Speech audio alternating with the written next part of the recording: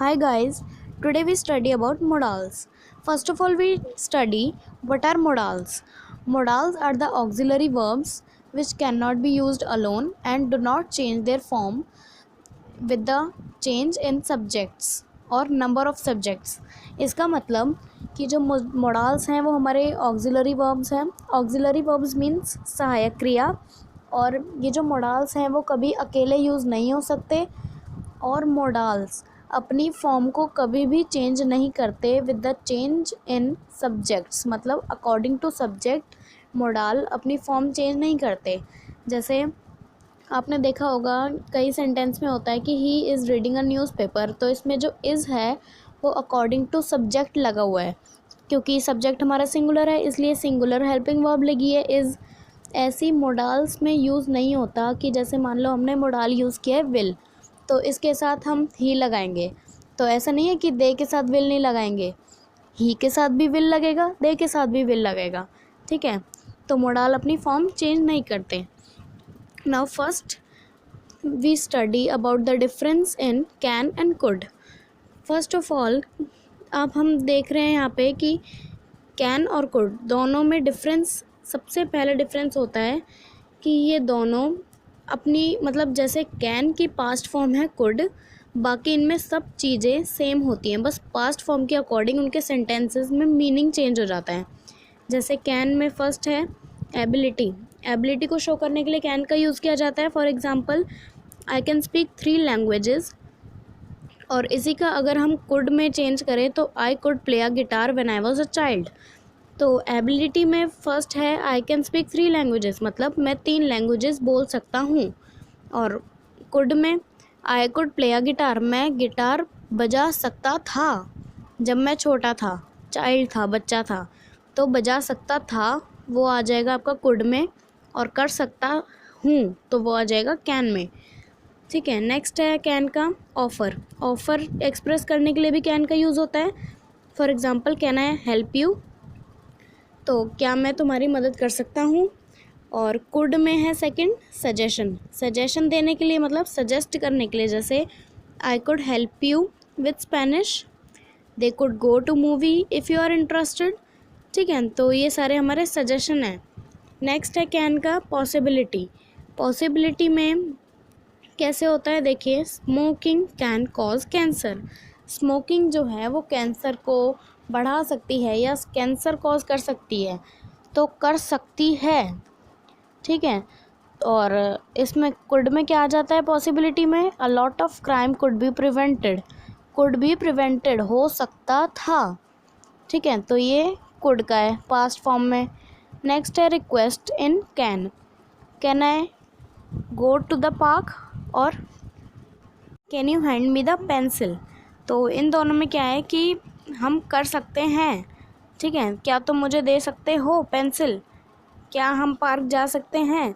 तो ये रिक्वेस्ट है इन प्रेजेंट फॉर्म, तो ये है कैन. नेक्स्ट है कुड. कुड में रिक्वेस्ट कैसे होती है, could you hand me the pencil, क्या तुम मुझे पेंसिल दे सकते थे. Could I go to the park, क्या हम पार्क जा सकते थे. ठीक है, तो could is the past form of can. Next है परमिशन. परमिशन में क्या है, can I borrow your notebook, क्या मैं तुम्हारी नोटबुक ले सकता हूँ. Can I speak to Mary, क्या मैं मैरी से बात कर सकता हूँ. और नेक्स्ट परमिशन में क्या है, could I borrow your notebook, क्या मैं ले सकता था. Could I speak to Mary, क्या मैं बात कर सकता था. ठीक है, अब नेक्स्ट आता है हमारा विल एंड वुड में डिफरेंस. विल एंड वुड में क्या होता है, जो विल होता है हमारा वो फ्यूचर को एक्सप्रेस करता है, फ्यूचर टेंस को. ठीक है, will is use to express future tense और to say something that is definitely going to happen, और उन चीज़ों को भी रेफ़र करता है जो अभी होने वाली हैं. और थर्ड पॉइंट है will is use to express state facts. To state facts मतलब फैक्ट को साबित करने के लिए भी विल का यूज़ किया जाता है. और फोर्थ पॉइंट है for making decision at the time of speaking. मतलब जिस समय आप कुछ बोल रहे हैं, कुछ डिसीज़न ले रहे हैं, उस डिसीज़न को भी रेफ़र कर सकता है विल. ठीक है, for example will you come with me to the store, क्या तुम मेरे साथ आ सकते हो, ये रिक्वेस्ट है, तो विल हमारा रिक्वेस्ट भी शो करता है. The girls will go to the school tomorrow, ये प्रॉमिस है, प्रॉमिस हो सकता है ये, तो प्रॉमिस और रिक्वेस्ट भी विल के अंडर आ जाते हैं, ठीक है। अब नेक्स्ट आता है आपका would. Would is the past tense of will. जो वुड है वो विल की पास्ट टेंस है। जैसे कि अभी हमने पढ़ा कि कुड जो है वो कैन की पास्ट टेंस है, ऐसी वुड जो है वो विल की पास्ट टेंस है। Next, use to talk about the past.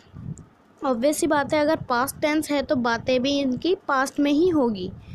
Third point है used for the future for things that are not certain.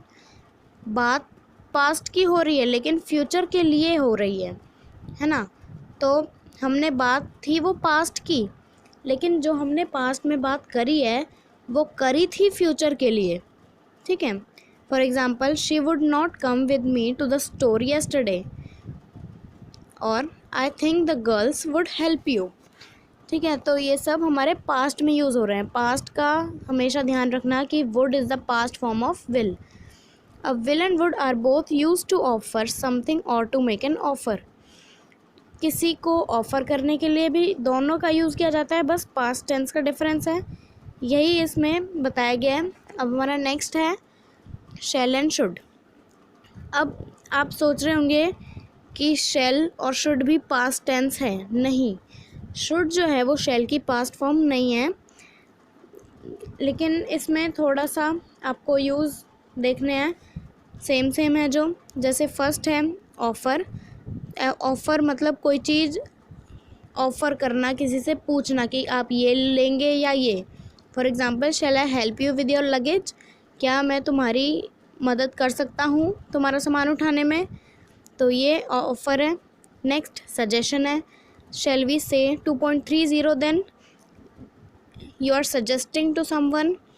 and permission, shall I do that or will you। तो ये permission है, permission मतलब आज्ञा लेना, ठीक है। तो shall का यूज़ ऑफ़र के लिए, सजेशन के लिए और परमिशन के लिए यूज़ होता है। नेक्स्ट है अब usage of should. Should is use to say what's right और करेक्ट, मतलब सही या गलत बताने के लिए, मतलब एडवाइस देने के लिए या फिर सजेस्ट करने के लिए, ठीक है। तो मैंने आपको बताया था कुछ सेम पॉइंट्स आ जाते हैं इसमें, जैसे सजेशन आ गया, we should solve this problem, हमें ये प्रॉब्लम सॉल्व करनी चाहिए। You are suggesting to someone in this also, और इसमें आप सजेस्ट एडवाइस भी दे रहे हैं और सजेस्ट भी कर रहे हैं। नेक्स्ट है पॉसिबिलिटी। पॉसिबिलिटी में क्या है, fees should decrease next year. Next year decrease हो जानी चाहिए, ये आपकी पॉसिबिलिटी है, ठीक है। नेक्स्ट आता है हमारा मे और माइट। मे और माइट में भी पास्ट फॉर्म और प्रेजेंट फॉर्म का डिफरेंस है। The key difference between may and might is that may is the present form and might is the past form of May. तो मे जो है वो प्रेजेंट फॉर्म है और माइट उसकी पास्ट फॉर्म है, ओके। तो मे में क्या है आप देख सकते हैं, may is used in different situation. First, to give permission, permission देने के लिए, जैसे यू मे गो, तुम जा सकते हो।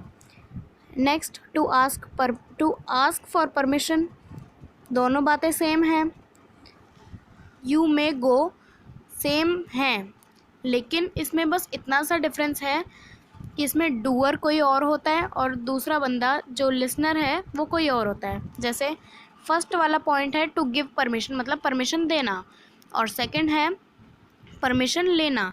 जैसे फर्स्ट टू गिव परमिशन वाले में एग्जांपल आपका बन सकता है यू मे गो, तुम जा सकते हो, और टू आस्क फॉर परमिशन में बन सकता है आपका मे आई गो, क्या मैं जा सकता हूँ, ठीक है। थर्ड पॉइंट है to talk about a possible situation. Possible situation की बात करना, जैसे आज आप बादल बने हुए हैं बहुत सारे, तो आप सोच रहे होंगे आज बारिश आ रही है, बारिश आएगी, तो ये पॉसिबल सिचुएशन है, कंडीशन है कि इट मे रेन टुडे, ठीक है। तो यहाँ पे पॉसिबिलिटी भी शो होती है। नेक्स्ट आ जाता है आपका might. Might is the past tense of may. May की पास्ट टेंस है, ये आपको पहले बता दिया गया है। और second, to ask for permission, ये भी परमिशन के लिए यूज़ होता है। नेक्स्ट है to refer to something that could, मतलब किसी चीज़ को रेफ़र करना कि वो हो सकती है, हो सकती है। मतलब इसमें क्या आपको पता चला थर्ड पॉइंट में मे और माइट में डिफरेंस क्या है। मे का जो थर्ड पॉइंट है उसमें लिखा है कि to talk about a possible situation, और माइट में लिखा है to refer to something that could. इसका मतलब फर्स्ट जो पॉइंट मतलब मे का जो पॉइंट है वो आपको हायर पॉसिबिलिटी शो करता है, और जो माइट का थर्ड पॉइंट है वो आपको लो पॉसिबिलिटी शो करता है। क्योंकि माइट के थर्ड पॉइंट में क्या है, मतलब कि कोई चीज़ हो सकती है मतलब लेस पॉसिबिलिटी है, और पॉसिबल सिचुएशन मतलब हाँ वो होगा वहाँ पे, तो पॉसिबल है, तो इसलिए यहाँ पे हायर पॉसिबिलिटी है। Okay, so thanks for watching my video. This topic is over. Now we discuss the rest of the topic in next video. Thanks for watching my video.